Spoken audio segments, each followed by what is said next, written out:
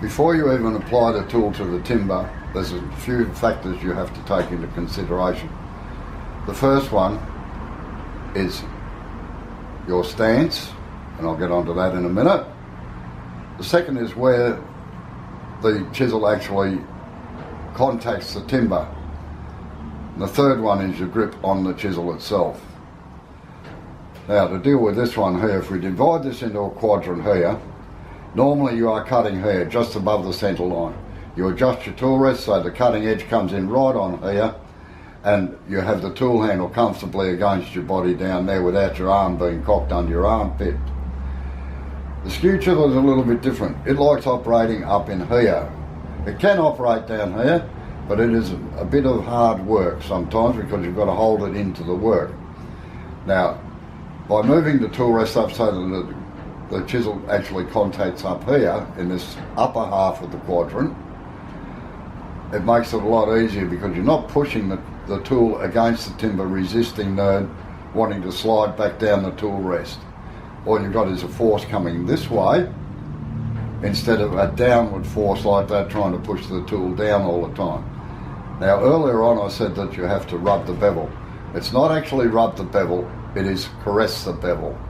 If you push too hard on soft grain timbers, you actually get ripples in it because the chisel itself, the bevel, will force its way into the soft grain and bounce over the hard grain.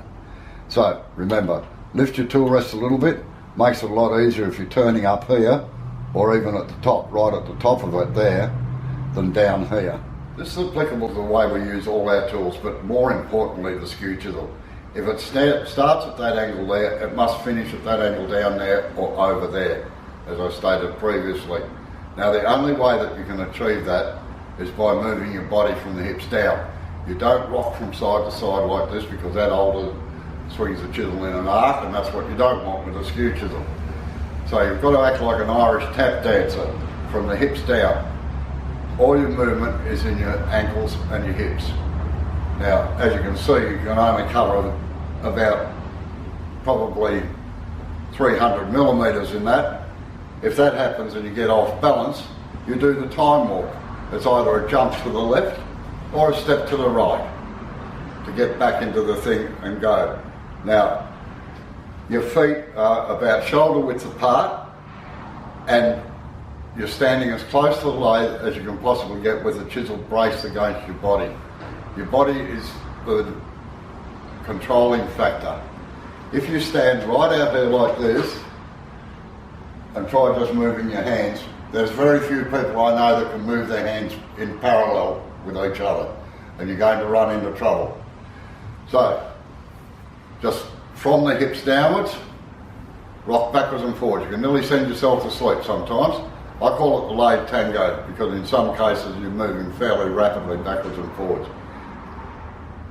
But there are two main grips on the chisel, but the first one we'll deal with is the one on the handle. Now, if you've got white knuckles like that, you're holding the chisel too tight. Trust me, you are not going to squeeze any more sap out of this bit of wood. It's dry, okay?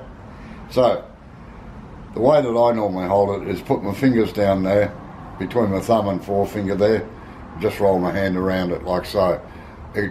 No white knuckles are needed. I generally work with my finger up there, just force of habit, pointing where it's going. So it's a perfect relaxed grip. And you sit it against your body, that gives it support. You don't need anything tight down here. If you're gripping it tightly, you're going to you force an error in a lot of ways because you've got to overcome your muscle strength first before you can move the chisel.